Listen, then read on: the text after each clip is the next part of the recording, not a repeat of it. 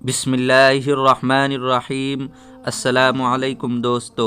پیارے دوستو، فلسطین کی موجودہ صورتحال سے ہر کوئی واقف ہے، اور غزہ کی جانب سے اسرائیل پر جو حملہ ہوا ہے اس بارے میں بھی پوری دنیا کو پتہ ہے۔ حماس کی طرف سے کیے جانے والے حملوں کے بعد اسرائیل بوکھلا کر پورے غزہ کو تباہ کرنے کی قسم کھا چکی ہے۔ لیکن دوستو، اب سوال یہ ہے کہ آخر اس جنگ میں یہودیوں کی دھمکی سے مسلمانوں کو ڈرنا چاہیے یا نہیں؟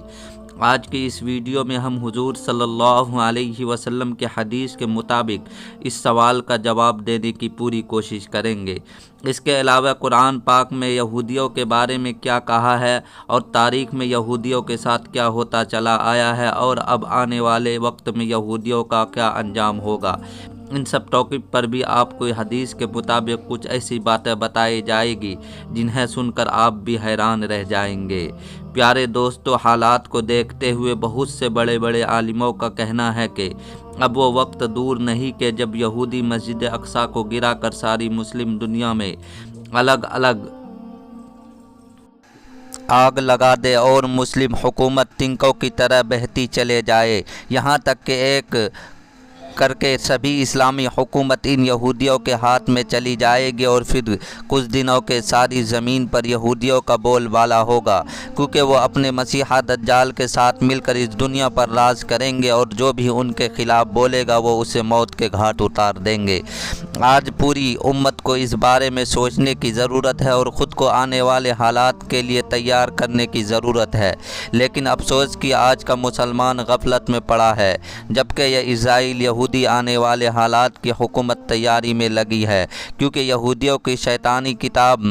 تلمود میں لکھا ہے کہ دجال آ کر یہودیوں کو پوری دنیا میں ایک خاص عزت دلائیں گے، اور دنیا کے ہر انسان پر یہودی کی عزت کرنا لازم ہوگا۔ اگر وہ ایسا نہیں کریں گے تو اسے راستے سے ہٹا دیا جائے گا۔ اسی لیے یہودی دجال کو اپنا اصلی مسیحا مانتے ہیں اور ان کے آنے کا انتظار میں لگے ہیں، بلکہ یہودی تو اپنے مسیحا دجال کے استقبال کی تیاری 2000 سال سے کر رہے ہیں، اور اب وہ اس حد تک پہنچ چکے ہیں کہ انہیں بھی یقین ہو گیا ہے کہ اب ہمارا مسیحا دجال بس کچھ ہی سالوں میں ظاہر ہو جائے گا۔ اس لیے جان بوجھ کر یہ جنگ بھڑکائی گئی اور حماس کے لوگوں کو موقع دیا گیا کہ وہ آ کر اسرائیل پر حملہ کرے، تاکہ اسرائیل کو دکھانے کے لیے بہانہ مل جائے اور وہ پھر معصوم فلسطینیوں کو قتل کر کے ان کی لاشوں پر اپنا حقل سلیمانی بنوا سکے۔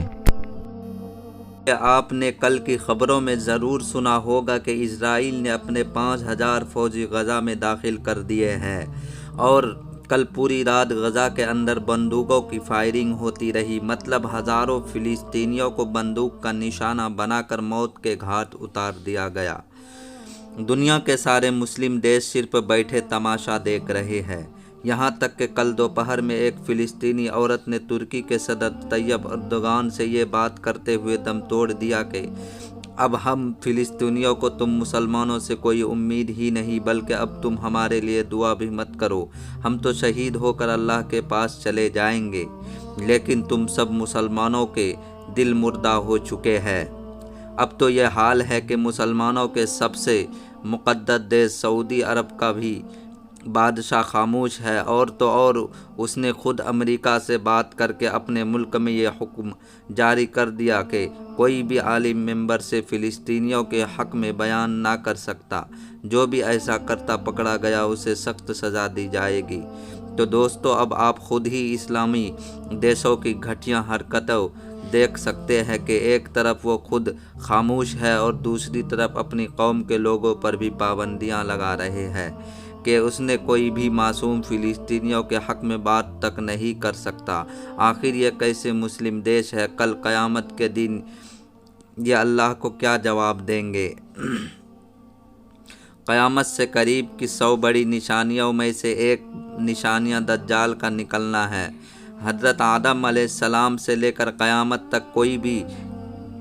فتنہ دجال سے بڑھ کر نہیں ہوگا، اس لیے ہر ایک نبی کے اپنی اپنی امتوں کو دجال کے فتنے سے ضرور ڈرایا ہے، کیونکہ دوستو دجال کے بہکنے میں بڑے بڑے ایمان والے بھی آ گیا ہے، اور تو عام لوگوں کا کیا ہی پوچھنا، یہاں تک کہ دجال ایک آدمی کو مارے گا اور پھر سے اسے زندہ کر دے گا، بنجر زمین کو حکم دے گا تو اس پر کھیتی لہرانے لگے گی، پیڑ کو حکم دے گا تو وہ بے موسم پھل نکالنے لگے گی، آسمان کو حکم دے گا تو بارش نازل ہونا شروع ہو جائے گی۔ آخر ایک بندہ جب دجال کا انکار کرے گا تو دجال اس سے کہے گا کہ آخر تم مجھے خدا ماننے کے لیے کیا دلیل دیکھنا چاہتے ہو؟ تو وہ بندہ کہے گا کہ آخر تم میرے ماں باپ کو زندہ کر کے دکھا دو جو آج سے 20 سال پہلے وفات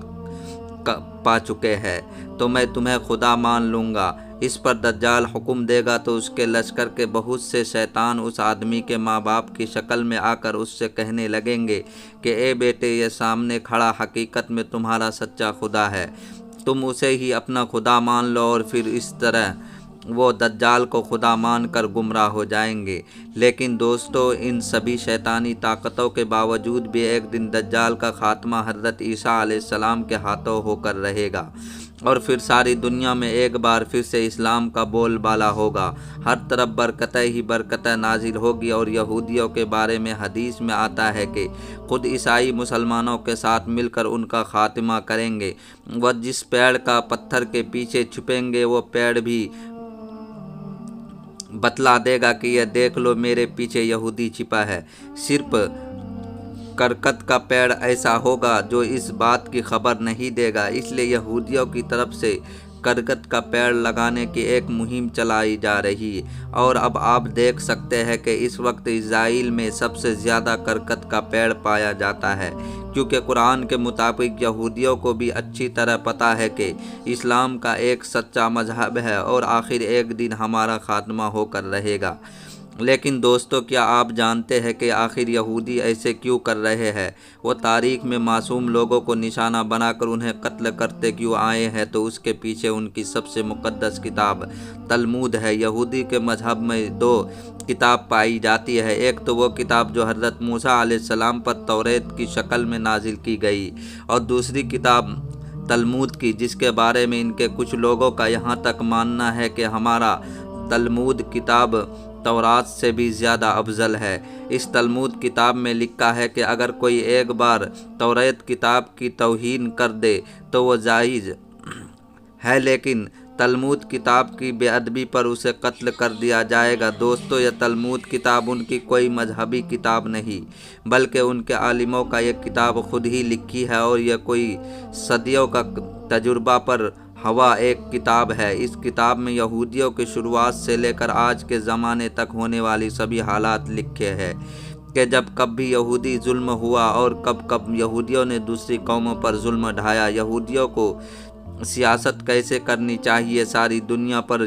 یہودیہ قوم کیسے راج کر سکتی ہے، اور جادو ٹونے سے سہارے سے لوگوں کو کیسے بیوقوف بنایا جاتا ہے۔ اسی طرح اس کتاب میں نبیوں کے بارے میں بھی بہت سی گھٹیا باتیں لکھی ہے، یہاں تک کہ حضرت آدم علیہ السلام کو گالیاں تک دی گئی ہے، حضرت مریم علیہ السلام پر گندا الزام لگایا گیا ہے، اور تو اس کتاب میں اللہ تعالیٰ کے بارے میں بھی بہت سی الٹی سیدھی بات لکھی ہے کہ ان کو بیان کرتے ہوئے ڈر لگتا ہے، لیکن آپ کی معلومات کی خاطر کچھ باتیں آپ کے سامنے بیان کرتا ہوں۔ اس کتاب میں لکھا ہے کہ اللہ تعالیٰ روزانہ 12 گھنٹے کام کرتے ہیں، جن میں سے 3 گھنٹے وہ تو یہودیوں کی مقدس کتاب توریت پڑھا کرتے ہیں، اور پھر 6 گھنٹے ساری دنیا کی مخلوق کو رزق دیتے ہیں، اور پھر 3 گھنٹے سمندر کی مچھلیوں کے ساتھ کھیلتے ہیں۔ اس کتاب میں لکھا ہے کہ اللہ تعالیٰ کو سب سے زیادہ محبت یہودی قوم سے ہے، اور یہودی قوم اللہ تعالیٰ کے بیٹے ہے۔ اس میں لکھا ہے کہ اللہ تعالیٰ کو بھی اپنی ایک غلطی پر بہت زیادہ رونا آتا ہے، وہ غلطی ہے اللہ نے اپنے حکم سے یہودیوں کا کعبہ ہکل سلیمانی کو ایک بادشاہ کے ذریعے گرا دیا تھا۔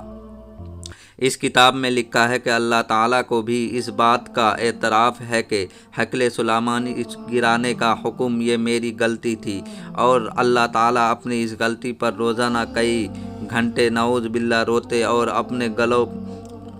گلوں پر تماچے مارتے ہیں، اور کبھی کبھی اللہ تعالیٰ کی آنکھوں سے آنسوؤں کے کچھ قطرے سمندر میں گرتے ہیں تو اس میں بھی طوفان آ جاتا ہے۔ دوستو، آپ یہودیوں کی کتاب تلمود کے بارے میں ریسرچ کریں تو معلوم ہوگا کہ آخر اس کتاب میں کتنی ہی گھٹیا بات لکھی ہے، لیکن پھر بھی یہودی اس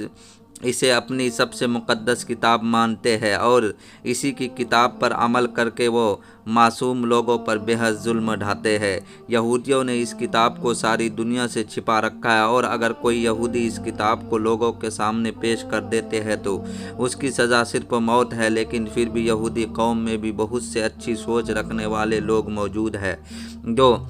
خاموش سے اپنی اس قوم کو سمجھاتے آئے ہیں کہ لوگوں پر ظلم کرنا ایک گناہ ہے، ہمیں ایک دوسرے کا ہمدرد بن کے رہنا چاہیے۔ اور ایسے ہی کچھ اچھے یہودی لوگوں نے دنیا کے سامنے تلمود کتاب کو ایکسپوز کیا کہ جس سے اب آپ بھی اس کے بہت سے پاراگراف پر گوگل پر جا کر پڑھ سکتے ہیں۔ اس پڑھ کر اپنے اندازہ ہوگا کہ آخر یہ یہودی مذہب کی سب سے مقدس کتاب کن کن سازشوں سے بھری ہوئی ہے۔ اور ہمارا ویڈیو اچھا لگا تو ہمارے چینل کو سبسکرائب اور ویڈیو کو لائک ضرور کریں۔ ویڈیو کو لائک کرنے سے ہمارا حوصلہ افزائی ہوتا ہے۔ السلام علیکم ورحمۃ اللہ وبرکاتہ۔